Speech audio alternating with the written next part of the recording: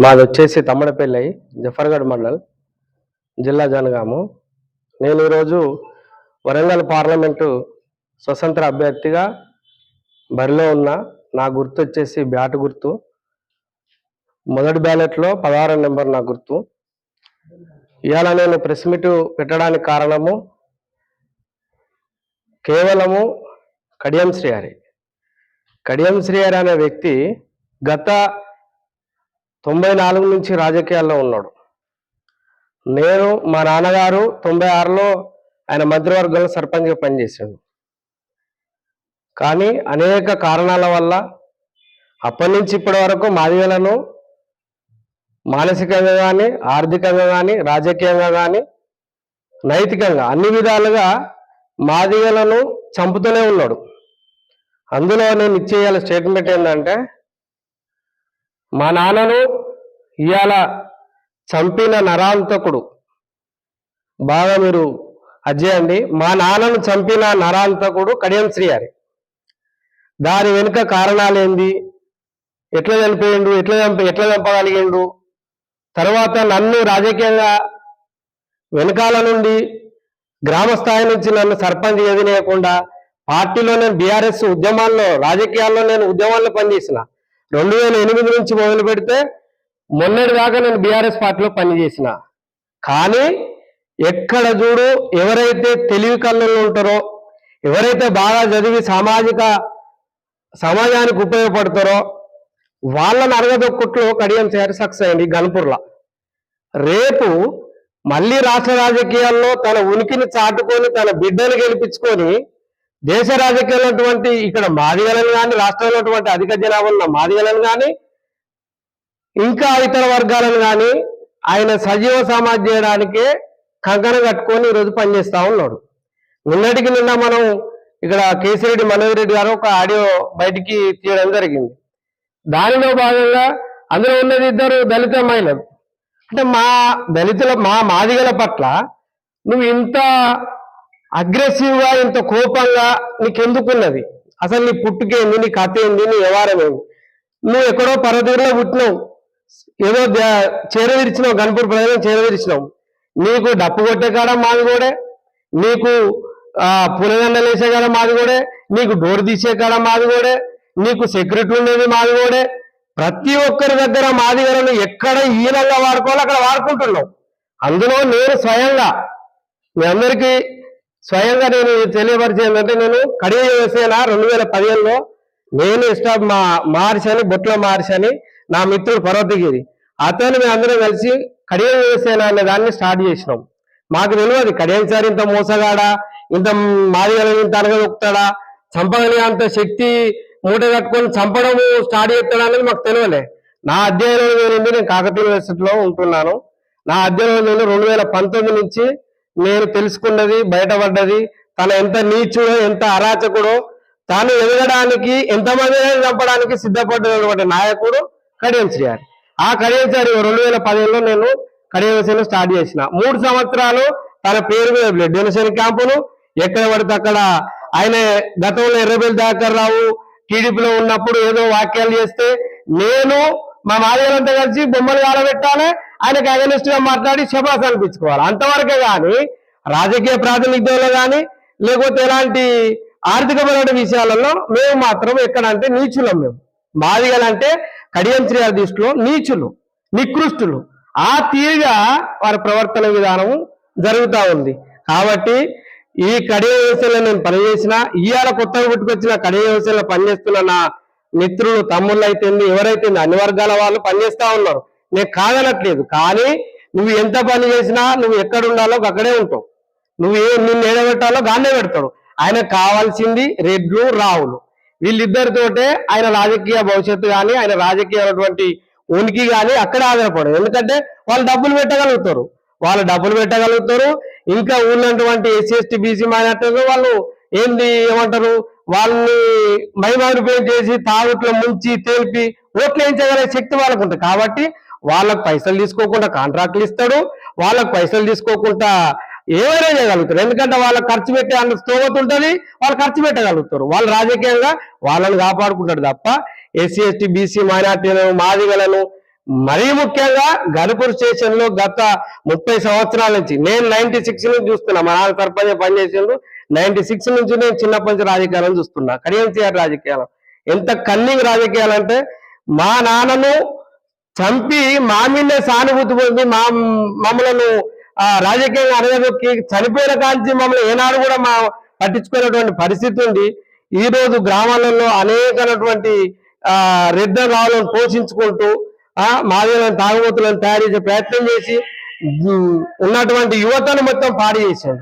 కాబట్టి నా ఆవేదన ఏంటంటే, ఇంకా చాలా వివరాలు ఉన్నాయి నా దగ్గర, ఆధారాలు ఉన్నాయి. ఆయన ప్రతి ఒక్క మీడియాలో కానీ ఉంటారే, ఆధారం ఉందని దగ్గర, ఆధారం ఉంటే బయట పెట్టు, ఆధారం ఉంటే బయట పెట్టాను. నా దగ్గర అన్ని ఆధారాలు ఉన్నాయి. ఒక్కొక్కటి రేపంచి ఎపిసోడ్ నడుస్తూనే ఉంటది. ఎవరు ఏ ఛానల్లో ఏ డిబేట్లకు రమ్మన్నా నేను వస్తా. కడియం సిఆర్ గారి బిడ్డతోటి నేను కడియం కావ్య గారితో నేను పని చేసిన. నేను 3 సంవత్సరాలు పని చేసిన. ఆమెకు మాట్లాడే తత్వం తెలియదు, రాజకీయమైనటువంటి అనుభవం లేదు, లేకపోతే విషయాల పట్ల ఒక పరిజ్ఞానం లేదు. ఆమె ఎట్లా రాజకీయ నాయకురాలు అంటే కారణము కడియం శ్రీహరి గారి వారి యొక్క కుట్రలో భాగంగా ఈరోజు ఆమె రాజకీయంగా ఎదగడానికి కారణమవుతుంది. అంటే తాను బీఆర్ఎస్ లో నేను గతంలో ఎమ్మెల్యేగా పోటీ చేసిన ఇక్కడి నుంచి కారణం ఒక్కటే, కడియం గారికి టికెట్ ఇవ్వడం వల్లనే నేను ఇక్కడి నుంచి ఎమ్మెల్యేగా పోటీ చేసిన. మా దళిత మాదిగ బిడ్డ ఇందిరా గారికి నేను సపోర్ట్ చేయడం జరిగింది. ఇవాళ ఎవరున్నారు? ఎవరు లేరు. ఇవాళ బీఆర్ఎస్ లో నీకు కేసీఆర్ గారు నమ్మించి టికెట్ ఇస్తే నువ్వు డబ్బులు 20 కోట్ల రూపాయలు తీసుకొని ఆ 20 కోట్లు నువ్వు ఎక్కడ ఇవ్వాలో ఇచ్చి మళ్ళీ కాంగ్రెస్ లో టికెట్ తీసుకున్నావు. ఇక్కడ కూడా మనం మాదిగలను అంటే వీళ్ళకు డబ్బులు ఉండవు, వీళ్ళ పరిస్థితులు దిగింతే వీళ్ళు ఏమున్నది తాగబెడితే తినబెడితే ఓట్లు వేస్తారు అనే విధానంలో నువ్వు ఇంత నీచంగా ఆలోచించి ఇలా మా మాదిగ జాతిని అవమానపరుస్తున్నావంటే అది నీకే చెల్లుబాటు కావాలి. నువ్వేందానే నీ మనసాక్షి తెలుసు.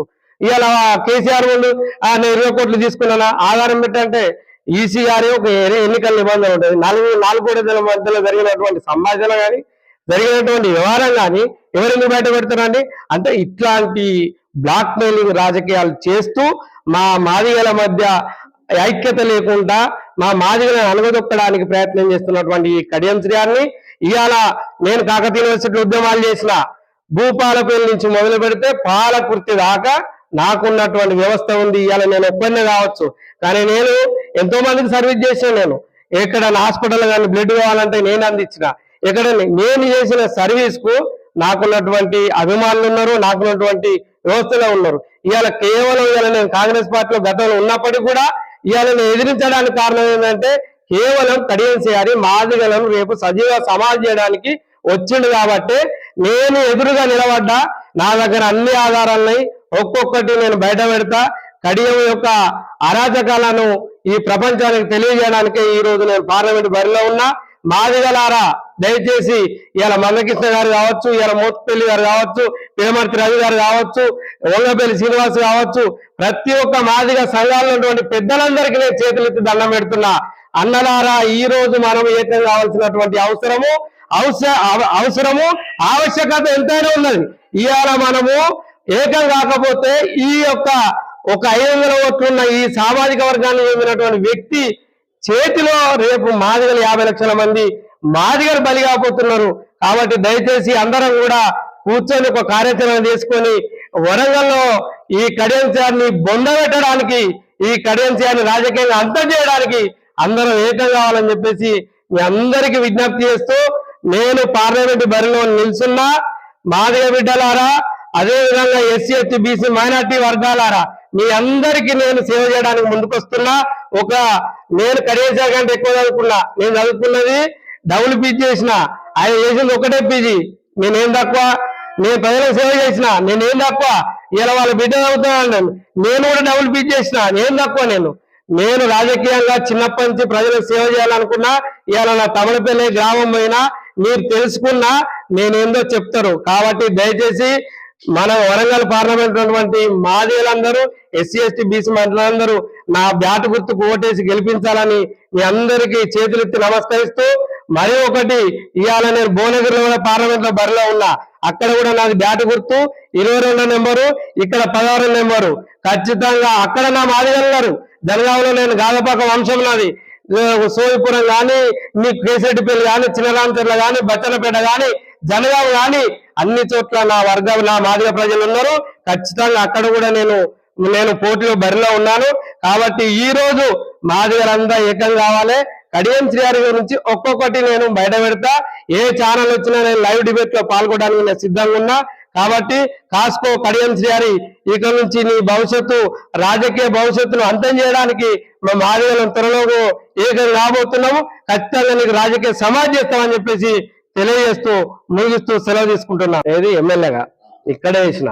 ఎందుకంటే నేను వేయడానికి కారణం ఏంటంటే ఇక్కడ నా మాదిగలు ఉన్నారు, అక్కడ నా మాదిగలు ఉన్నారు. అరే ఇక్కడ మాదిగలు అక్కడ స్టేట్ మొత్తం నా మాదిగలు ఉన్నారు. నీకు 5,000 ఓట్లు లేవు, నీకెట్లు ఇస్తారు టికెట్? నీకెట్లు ఇస్తారు? బయట సామాజికంగా చెందిన నువ్వు నీకెట్లు ఇస్తారు టికెట్? మేము ఎక్కువ జనాభా మేము ఎక్కువ ఉన్నాము. మా జనాభా ప్రకారం మాకు రావాలి ఇక్కడ టికెట్. మాకు 3 స్థానాలు రావాలి. ఇలా 4 ఇచ్చిండ్రు కాంగ్రెస్ పార్టీ నుంచి. ఇదే మన కంటోన్మెంట్ నుంచి మాల శ్రీ గణేష్, ఇక్కడ పెద్దపల్లి నుంచి గడ్డం వంశీ మాల, ఇక ఇప్పుడు ఉన్నటువంటి నాగరికర్నూలులో మల్లు బట్టి విక్రమ వాళ్ళ తమ్ముడు రవి మాల. ఇప్పుడు 4 మాలలు ఇస్తే ఇక్కడ మాదిగల జనాభా ఎంత? 50 లక్షల ఓట్లు మా ఓట్లలో మాకు రావాల్సినవి 3 ఒక్కడు కూడా ఇవ్వలేదంటే మేము పోరాటం చేయాలి కదా. అందుకే నేను వేయడానికి కారణం భువనగిరిలో అక్కడ ఉన్నారు నా మాదిగలు, ఇక్కడ ఉన్నారు. అట్లే వేస్తారు ఖచ్చితంగా. ఇంద్రనేని ఒకటి ఇక్కడ జరిగినటువంటి ఏమంటారు క్షేత్రస్థాయిలో తాను చేసినటువంటి కుట్రపూరిత రాజకీయంలో భాగంగా కడియం శ్రీహరి కుట్రపూరిత రాజకీయాల్లో భాగంగా ఓడిపోవడం.